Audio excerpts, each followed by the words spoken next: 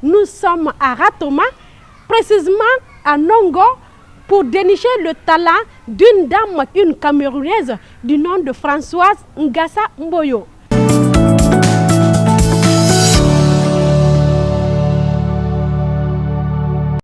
Nous sommes à Nongo, dans la commune de Ratoma. Ici, je fais face à un complexe de formation destiné à la mode. Dans les programmes du complexe figurent plusieurs activités d'apprentissage. Cet institut dénommé NIF, Nimba Institute Fashion of Guinea, permet aux apprenants de la première année d'être initiés sur la connaissance des différentes qualités de tissus. Un ouf de soulagement pour ces apprenantes qui vont désormais suivre des formations théoriques et pratiques. Des programmes spécialisés permettront aux apprenants d'être au diapason de la mode universelle.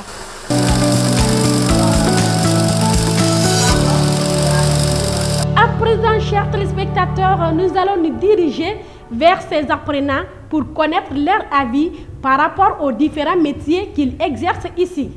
La tenue que tu as choisie là, explique-nous un peu le modèle que tu as choisi et pourquoi ce mélange.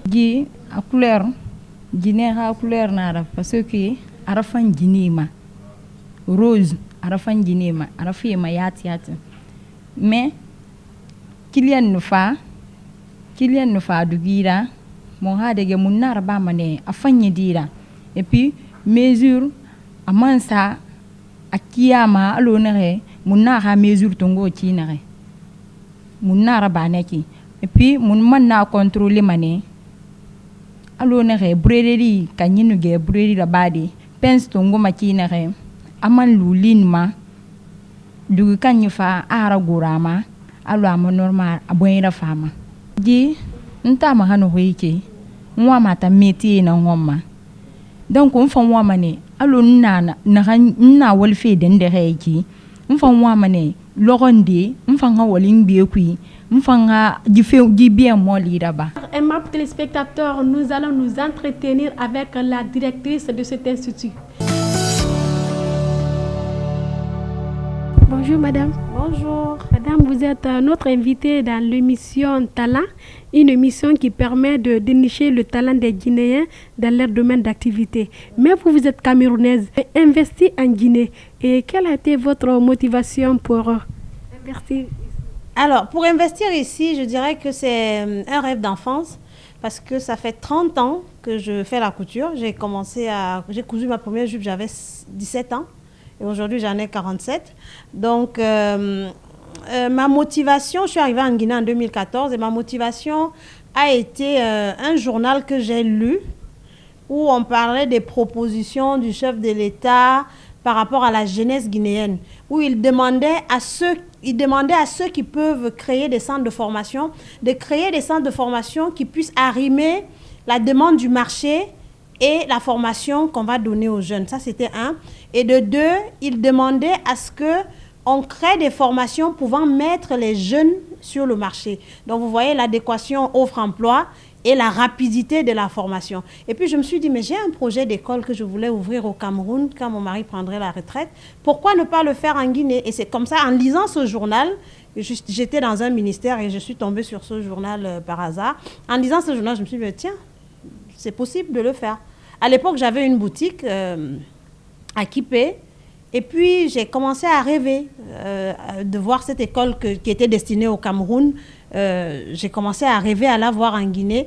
Et comme Dieu écoute nos prières, dans les 3 semaines qui ont suivi ce rêve-là, j'ai eu cet immeuble pour réaliser mon projet. Alors, le principal critère, c'est la volonté. Parce que j'aime à le dire, il ne faut pas exclure les gens de l'apprentissage. Je n'oserais pas dire il faut être allé à l'école, non. Si moi je tombe sur un jeune qui a du talent et qui a la volonté, parce que pour faire dans ce métier, il faut avoir beaucoup de volonté et la passion, c'est suffisant. Qu'il soit allé à l'école, qu'il ait été scolarisé ou pas, ça n'a pas ça ne pose pas problème. Sauf que la formation n'est pas la même. Et je leur apprends, par exemple, l'anthropologie textile, je leur enseigne l'histoire de la mode, on parle des stylistes européens, on parle des couleurs dans des termes que ceux qui ne sont pas allés à l'école ne pourraient pas comprendre. Quand on dit couleur pastel, par exemple, les autres ne vont pas comprendre. Donc, en fait, la formation, elle est personnalisée, elle est vraiment calquée sur le niveau de la personne de manière à ne pas exclure. On a 2 apprenants qui ne sont jamais allés à l'école, mais ce que je leur demande, c'est de ne pas créer une zone de confort à parler les langues locales. Donc, je ne ferai pas cours dans les langues locales, mais après le cours, elles sont libres de parler les langues locales et de s'expliquer le cours entre elles, en fait. En fait, la formation, elle part sur 2 ans. J'aurais bien voulu former dans le BTS. Le BTS, c'est sur 3 ans. Mais pour la rapidité, il fallait... parce que en Guinée, il n'y a pas l'industrie. Dans les lycées et collèges, il n'y a pas la IH. Au Cameroun, on a la formation IH qu'on appelle industrie de l'habillement. Donc, j'ai eu de la peine à recruter. Donc, je me suis dit, il faut que je forme rapidement les gens que je vais moi-même recruter. Donc, la formation, elle part sur 2 ans. Donc, au bout de 2 ans, elles obtiennent le brevet des techniciens. Et comment ça se passe, l'inscription dans votre institut ici? Alors, l'inscription, pour s'inscrire, j'ai un entretien d'abord préalable avec l'élève qui veut s'inscrire. Je discute avec elle pour savoir quelles sont ses motivations. Qu'est-ce qui te motive à venir dans la mode? Et c'est au bout de cet entretien, parce que je ne prends pas pour prendre, c'est au bout de cet entretien que je peux dire que cet enfant, il est apte pour faire la couture. Parce que les gens pensent que quand toutes les formations ont dépassé un enfant, il faut le reverser dans la couture. C'est tout le contraire. La couture, c'est fait pour les gens intelligents. C'est fait parce que c'est des mathématiques, c'est la géométrie et c'est beaucoup de choses. Donc, une fois que j'ai fait l'entretien avec la personne et qu'on est d'accord qu'il doit s'inscrire, elle fournit sa pièce d'identité. Si elle a des diplômes, elle fournit ses diplômes. Elle paye 500 000 francs d'inscription et puis chaque mois, elle paye 1 million de scolarité.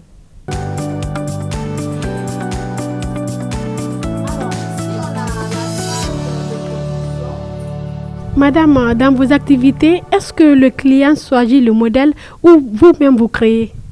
Alors, on a plusieurs cas de figure. On a le cas de figure de la cliente qui vient avec une idée déjà, elle sait ce qu'elle veut. On a le cas où la cliente vient avec le tissu, elle a un événement mais elle ne sait pas quoi coudre. Et là, on lui fait des propositions.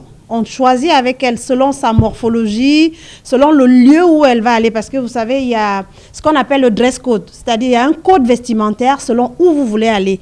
La tenue que vous portez pour aller voir votre belle-mère pour la première fois n'est pas la même tenue que vous allez porter pour un entretien d'embauche.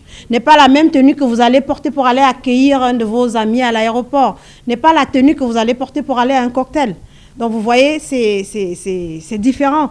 Et la tenue que vous conseillez à un client qui est en forme H, c'est-à-dire elle n'est pas marquée à la taille, un peu comme moi, je n'ai pas beaucoup de taille, ce n'est pas la tenue que vous allez conseiller à quelqu'un qui a la forme de 8. Moi, ma robe, là, vous êtes basée sur quoi pour me tailler comme ça, là? En fait, parce que vous êtes un peu ronde, donc... comme vous n'avez pas de taille, vous êtes un grand H en fait. Comme vous n'êtes pas très marqué à la taille, mais vous êtes galbé au dos, il a fallu qu'on force. C'est pour ça que vous allez un peu sentir que votre ceinture, elle serre un peu. Parce qu'il faut donner l'illusion que vous avez la taille. Parce que c'est ce qui donne l'aspect glamour du vêtement de la femme. Si c'est droit comme ça, c'est pas joli. Il faut qu'on marque la taille pour faire ressortir le bassin. Donc, sur votre vêtement, je me suis dit, on va aller sur du vert. Le vert va trancher avec votre teint parce que vous êtes d'un teint très clair. Donc, le vert, il tranche avec votre teint. Si on vous avait mis, par exemple, du kaki, ce ne serait pas aussi visible que ça parce que le kaki va s'apparenter un peu à votre teint, en fait. Donc, vous voyez, donc on se base non seulement sur la morphologie de quelqu'un, on se base sur son teint et on se base sur ce qu'il a à faire avec le vêtement en question. Donc, le vêtement de nos jours n'est plus... avant, le vêtement, c'était juste pour se couvrir de la pluie et du soleil.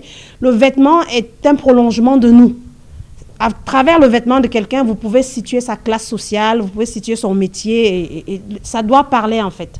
Et un message à l'endroit des jeunes stylistes et modélistes, surtout dans le domaine de la couture. Alors, je dirais aux jeunes stylistes guinéens d'être curieux. C'est ça qui tue la mode en Guinée. Ils se sont créés une zone de confort et ils sont dans cette zone de confort. Et c'est ça qui fait que la mode guinéenne n'est pas, ils vont m'excuser, elle n'est pas compétitive à l'international, la mode guinéenne. Parce que 95% de mes clientes qui viennent ici faisaient leurs vêtements à Dakar avant. Donc, de nos jours, il faut que le jeune Guinéen soit curieux, styliste guinéen soit curieux, parce que la mode, elle évolue comme la science. La mode, elle évolue comme la science. Quand vous allez en Occident, vous voyez à quel niveau ils sont, vous posez les mains sur la tête. Il faut que le jeune Guinéen soit curieux, qu'il sache utiliser les verbes, les mots, parce que chaque métier a son vocabulaire. Qu'on arrête de dire le centimètre, parce que le centimètre est une unité de mesure contenue dans le mètre. On dit le mètre ruban. Vous voyez un peu? Donc, qu'on arrête de dire bébé dit. On dit le mannequin. Donc, à partir du moment où vous apprenez, si vous allez dans un bloc opératoire, vous allez... C'est les profanes qui aiment dire ça, non? Non, ce n'est pas des profanes. Moi-même, mes étudiantes, elles arrivent et disent, je veux le centimètre. Je leur dis, si tu veux le centimètre, c'est un petit truc comme ça. Donc, il faut parler le langage du métier que tu exerces. Sinon, tu ne peux pas être compétitive à l'international. Mais si vous êtes en Guinée, vous faites la couture en Guinée, pour demeurer en Guinée, ok, il n'y a pas de souci. Mais si vous voulez jouer dans la cour des grands, il faut penser comme les grands. Pensez comme les grands, aimables téléspectateurs. C'est ici que prend fin votre émission Talent. Rendez-vous la semaine prochaine, Inch'Allah, si Dieu le veut bien. Prenez soin de vous tout en prenant soin de notre cher pays, la Guinée. Au revoir.